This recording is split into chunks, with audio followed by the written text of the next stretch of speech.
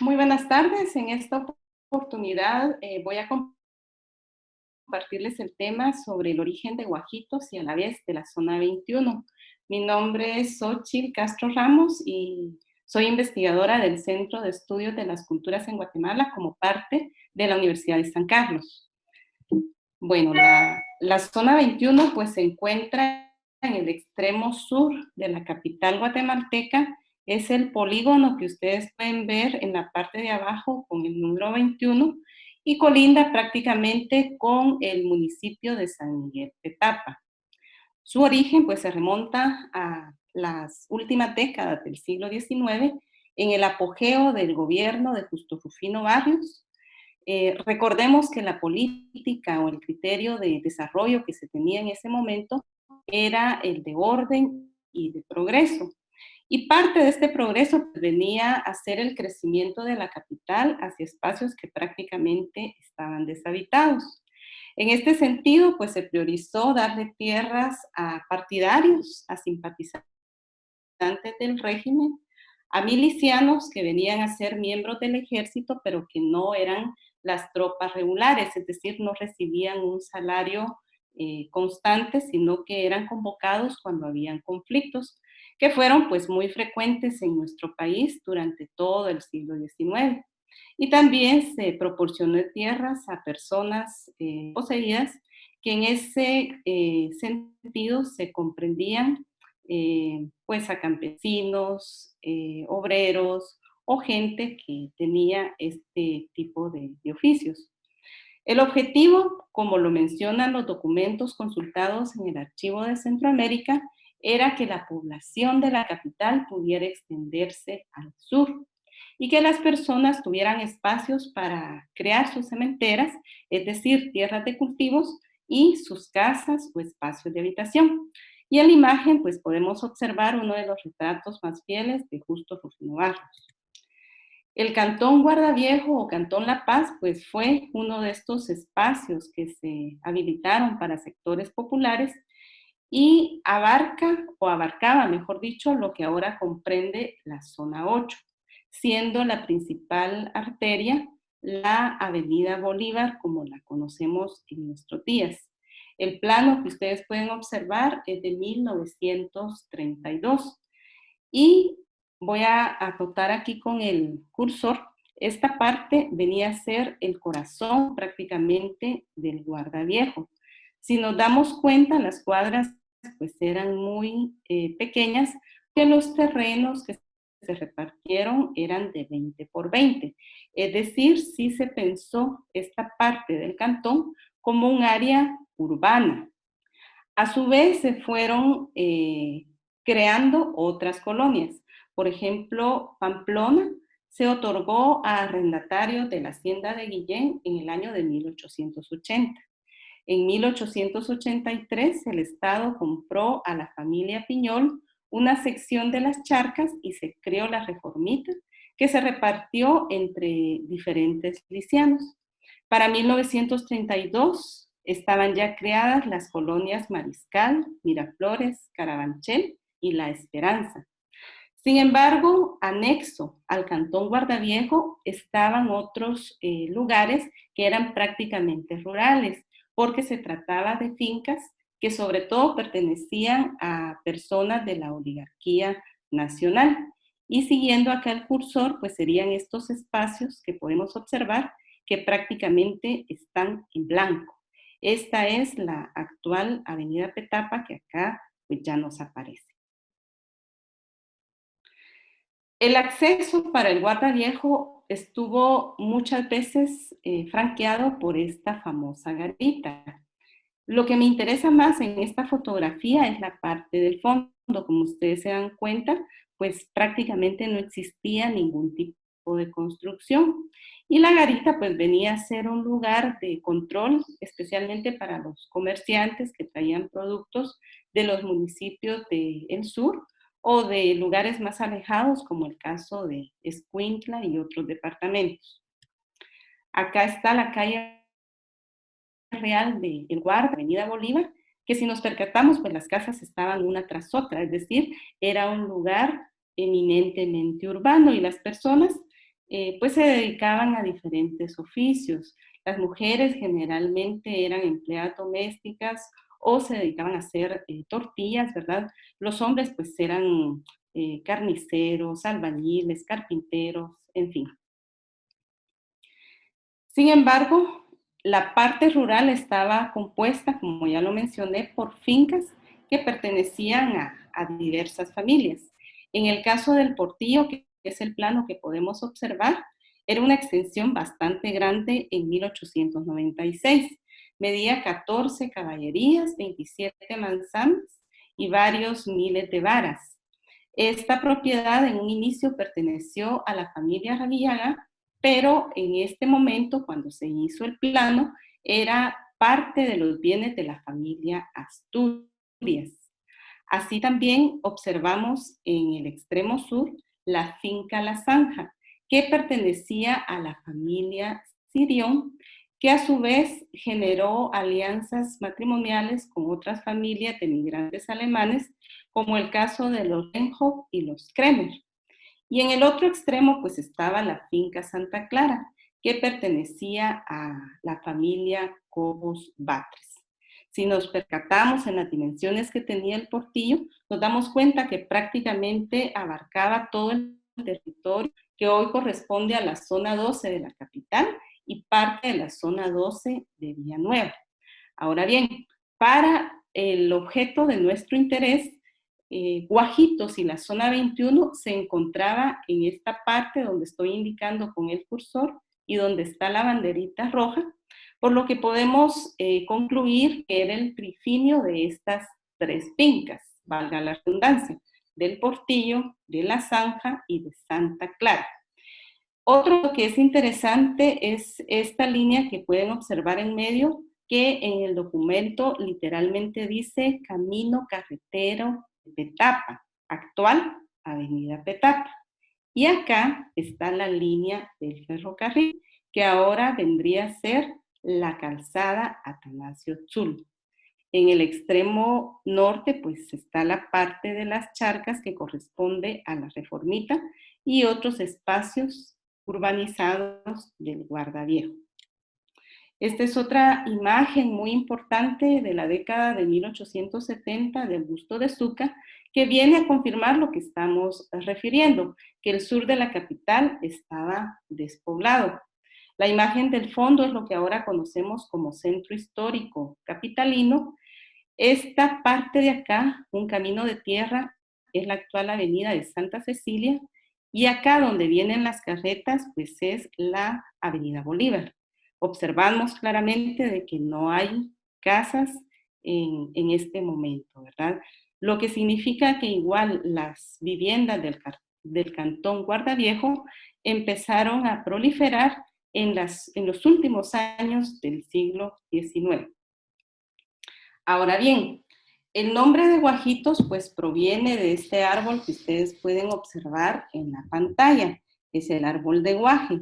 El tronco principalmente se utiliza para construcción y las vainas en algunos países se utilizan para el alimento del ganado. El nombre científico pues es Leucaena collinsi y es un árbol fuerte que sobre todo crece en tierras que son poco fértiles. En los documentos pues encontramos diferentes nombres de guajitos. Tal vez el más antiguo era el de Común Viejo de los Guajes. Cuando ya pasó a poder del Estado este terreno, se llamaba Finca Los Guajes. Y con el paso del tiempo se le empezó a conocer más que todo como Guajitos. Cuando el Estado lo compró en 1882, el territorio comprendía prácticamente 2 caballerías, para ser más precisos, 110 manzanas. Estas se repartieron entre milicianos de la finca El Portillo, que ya vimos anteriormente, de El Guardaviejo y de Villanueva. Se dieron terrenos de 10, 12 y hasta 25,000 varas. Y las personas pertenecientes al ejército que recibieron este beneficio fueron alrededor de 50 con sus respectivas familias. También se favoreció a mozos de hacienda, algunos artesanos y porteadores. Los porteadores es lo que ahora en día nos como fleteros. También se ofreció tierra a indígenas de San Juan Zacatepeques. De esta cuenta hay apellidos que al día de hoy resultan ser frecuentes en Guajitos, como Yapán, Musus, Pazán, Canel, Chamalé, pero también hay otros apellidos mestizos como Rodríguez, González, Godínez y Aguilar. Me interesa destacar aquí un dato. Si nos damos cuenta, la cantidad de tierra que recibió la gente pues era bastante. Es decir, que Guajito se pensó precisamente como una aldea, como un área rural en donde las personas se dedicaran a producir. Obviamente vivían ahí, pero sobre todo generaban diversos productos para su sustento y también para abastecer a la capital, porque obviamente está más cerca que el resto de los pueblos de Chimaltenango, Zacatepeques y otros lugares de la capital. Este es un plano del Archivo General de Centroamérica que nos muestra la distribución que se hizo entre los beneficiados. La letra que ustedes pueden ver alrededor del plano, pues corresponde al nombre de cada persona favorecida. Los títulos eran bastante simples. Por ejemplo, decía, don Justo Rufino Barrios, concedí un lote de terreno a Feliciano Castillo en Loma Blanca, terreno perteneciente a la extinguida Hacienda de los Guajes, jurisdicción del Guardaviejo. Y acá pues es relevante sobre todo cómo logra coincidir lo que encontramos en el archivo con la tradición oral. Pues doña Zoila Cux López me refirió la siguiente información. Todo esto era de parte de don Justo Rufino Barrios. Entonces él vino y dio las tierras para que las trabajara. Entrado el siglo XX, Guajitos, pues como parte de la política megalómana que tenía don Manuel Estrada, sufrió un cambio de nombre y llamó Villa Joaquina en honor a la madre del dictador, que es la señora que ustedes pueden ver en la fotografía. Esto fue por acuerdo gubernativo del 4 de noviembre de 1908. Esto pues era algo frecuente durante la dictadura de los 20 años, ya que por ejemplo el Guardaviejo, que como vimos tenía tantos habitantes, que se pensó convertirlo en un municipio. Y la cabecera se iba a llamar Ciudad Esta Cabrera. El municipio de San Martín Zacatepec, que es en Quetzaltenango, que sufrió los efectos de la erupción del volcán Santa María de principios del siglo XX, cuando sus pobladores salvaron la vida, pues decidieron cambiarle el nombre al lugar por Santa Joaquina, para agradecer a la Divina Providencia. Y lamentablemente instituciones como la Universidad de San Carlos en este momento pues también se llamó Universidad Estrada Cabrera. Posteriormente, cuando cayó el régimen, Guajitos recuperó su nombre original. Algo interesante que merece la pena notar es la topografía de la comunidad. Guajitos se encuentra acá, si seguimos el cursor, en el extremo sur, donde está la banderita.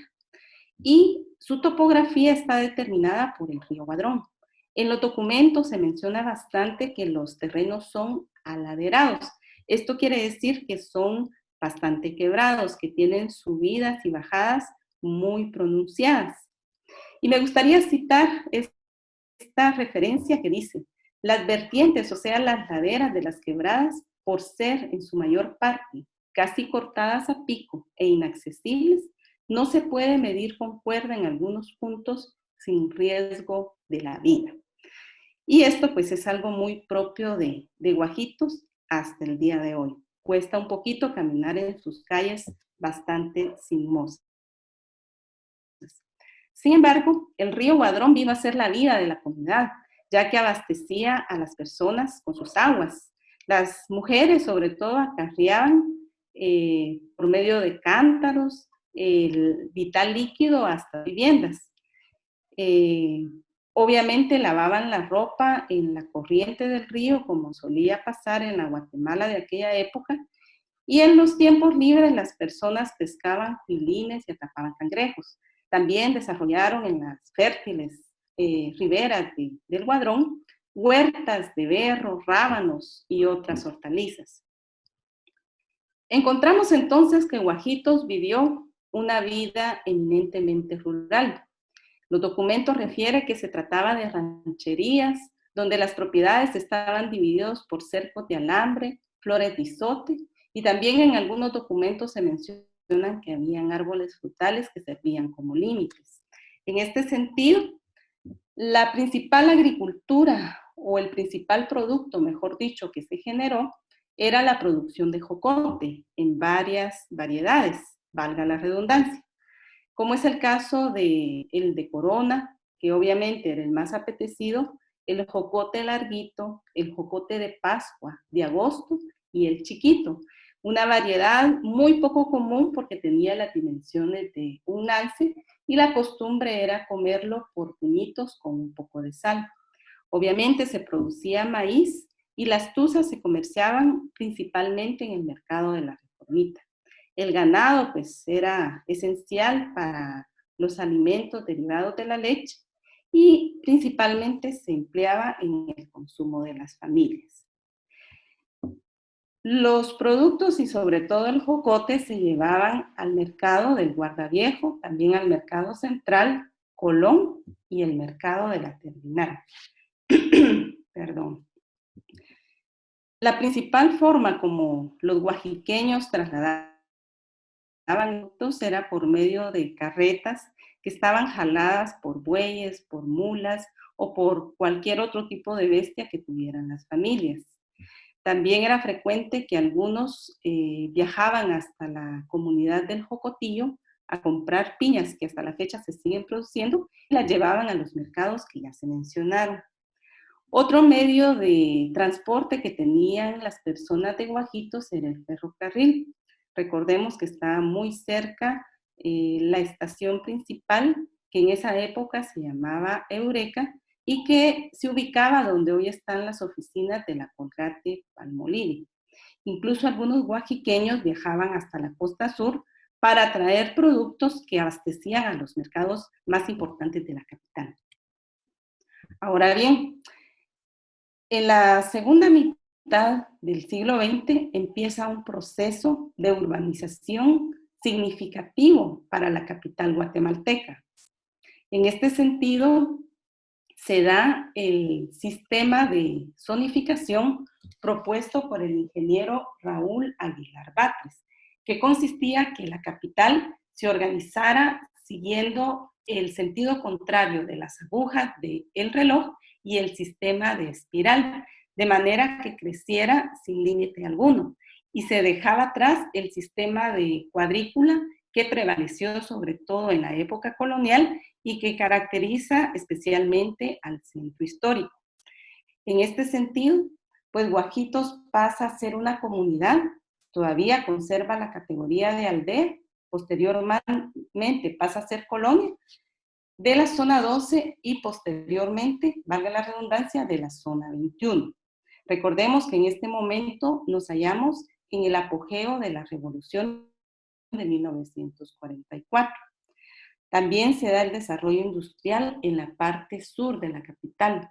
En 1958 se inaugura la industria Hinz, también se crea Copreca, Pipic, Bigua, que viene a ser la vidriería principal.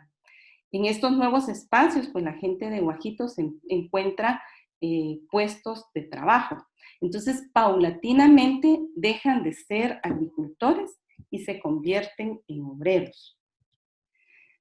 Si quisiéramos ver una evolución de la comunidad, podemos afirmar que primero se trataba de una finca rural, posteriormente pasa a ser una aldea y luego una colonia.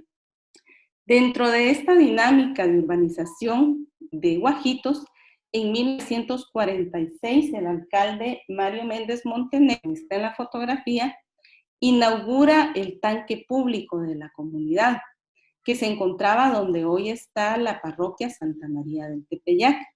En la imagen pues también aparecen algunos de los líderes de Guajitos, cuyos nombres lamentablemente no tenía el artículo de prensa. Hacia 1947 se crea la primera escuela pública. Entonces, la Revolución de Octubre pues vino a significar este tipo de cambios en Guajitos, este tipo de avances a nivel de la calidad de vida de las personas. Hacia 1948 se establece la primera camioneta que se llamaba la Malinche. En la década de 1960 empieza a funcionar la línea Bolívar 8. En 1976 hasta los años 2000 prácticamente funcionó la empresa Microtaxi. Y ya para el 2010 pues comenzó a funcionar Transurbano, que inicialmente pues tuvo un excelente funcionamiento para dignificar a los usuarios, pero hoy realmente deja bastante que desear. Bueno, no solo en Guajito se estaba generando esta urbanización, sino que cada vez más migraban personas, especialmente de los lugares del oriente, para establecerse en la capital, porque recordemos que se estaban abriendo fábricas y eran oportunidades de trabajo. Esto hizo que el Estado, pues en 1965, creara el Instituto Nacional de la Vivienda, que después se convirtió en el BAMBI. El primer gran proyecto fue la colonia 1 de Julio, en la zona 19.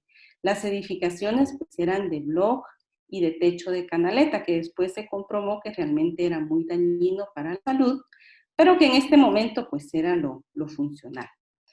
Otro proyecto de los años 60 fue la colonia El Maestro, en la zona 15, pero esta siempre se orientó hacia personas de clase media.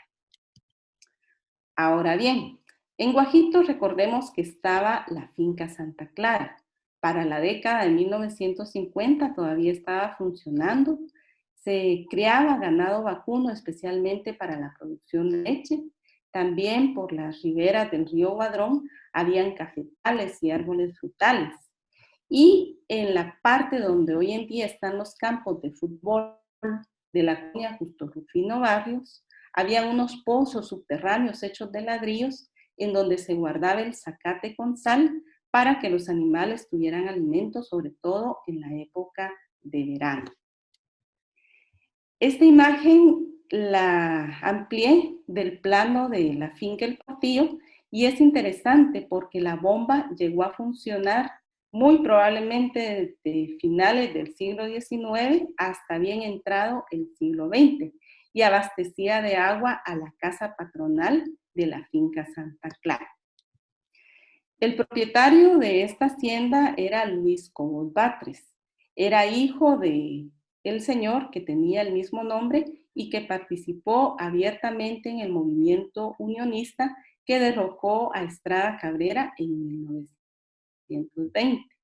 Lamentablemente este joven pues tenía un serio problema con el alcohol, llevaba una vida muy desordenada, tenía pues aventuras amorosas, en fin, esta situación descarriada hizo que terminara hipotecando la propiedad y la pierde.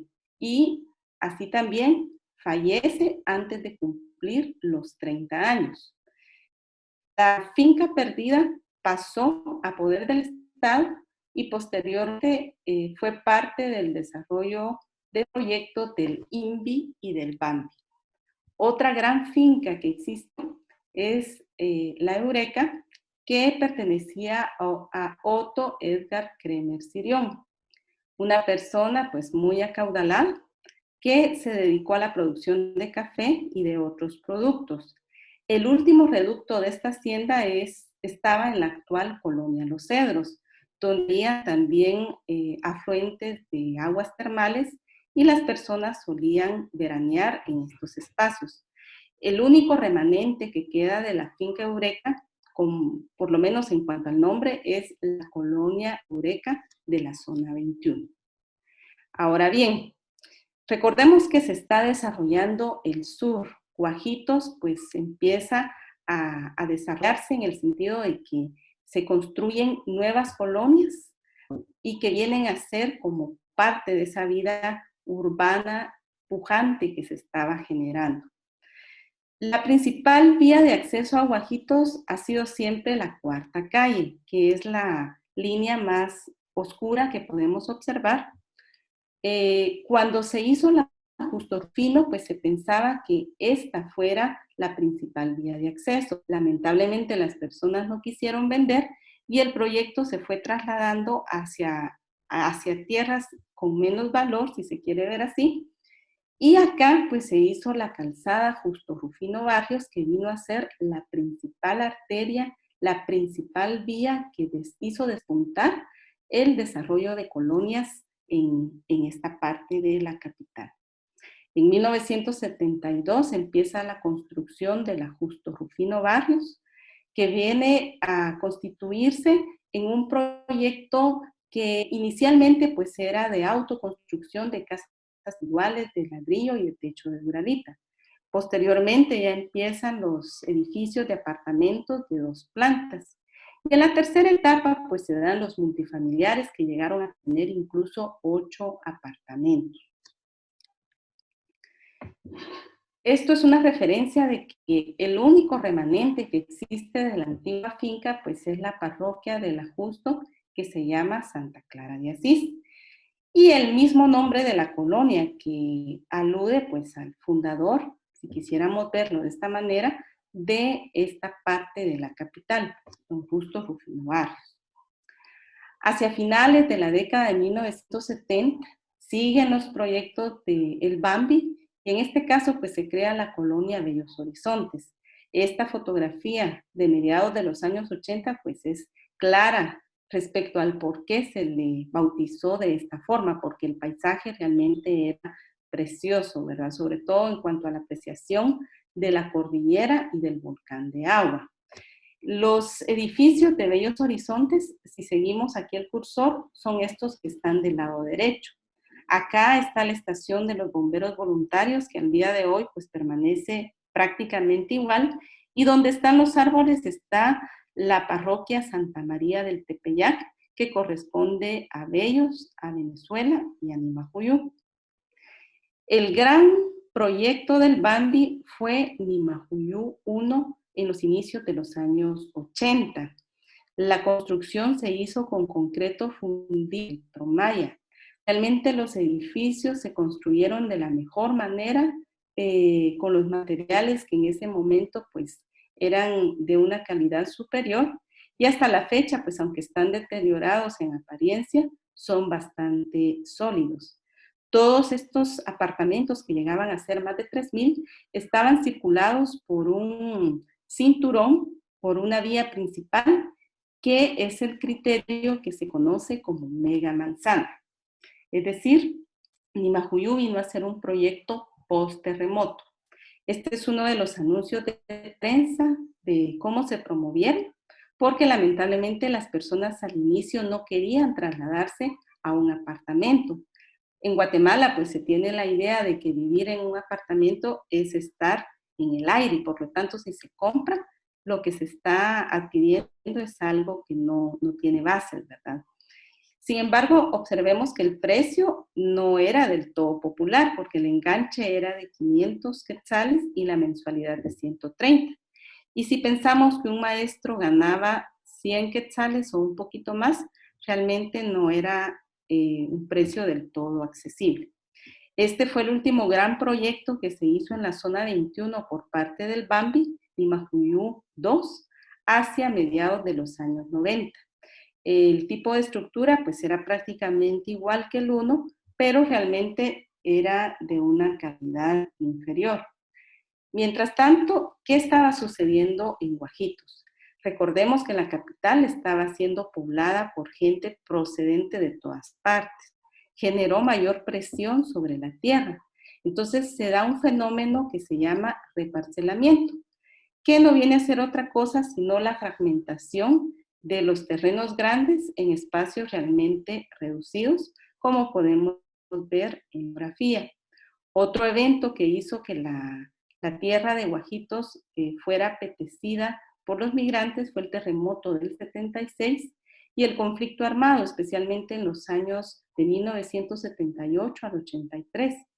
Además, el precio era muy económico. Algunos colaboradores mencionaron que la manzana llegó a costar 50 quetzales y el metro cuadrado un quetzal.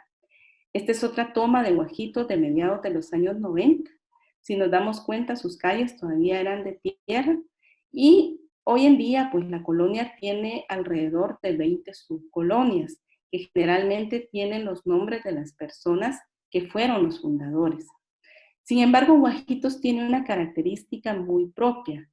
Tiene un elemento cohesionador de identidad que muy rara vez se puede ver en las otras colonias de la zona 21. Y parte de esta fusión lo viene a constituir los festejos guadalupanos, que es un tema que desarrollé más ampliamente en otro estudio, pero que en sí comprende un rezado que tarda alrededor de 18 horas continuas de procesión. En su recorrido pues se realizan loas, convites y la danza de moros y cristianos que se conoce también como los Reyes de Guajitos. En la festividad de Guajitos incluso participan personas, miembros de las iglesias evangélicas. Tal vez no siguen los actos de fe, pero sí barriendo el frente de sus casas o compartiendo alguna refacción con los participantes en el rezado o en las otras actividades. Dentro de los personajes destacados de la zona 21 se encuentra don Saturnino Rustrián, que fue un famoso ciclista que durante los festejos guadalupanos organizaba las carreras que se llevaban a cabo en Guajitos para honrar a la Virgen de Guadalupe. Se le conoció como el Chapín de Acero y ganó varias veces la Vuelta a Guatemala y la Vuelta a Costa Rica.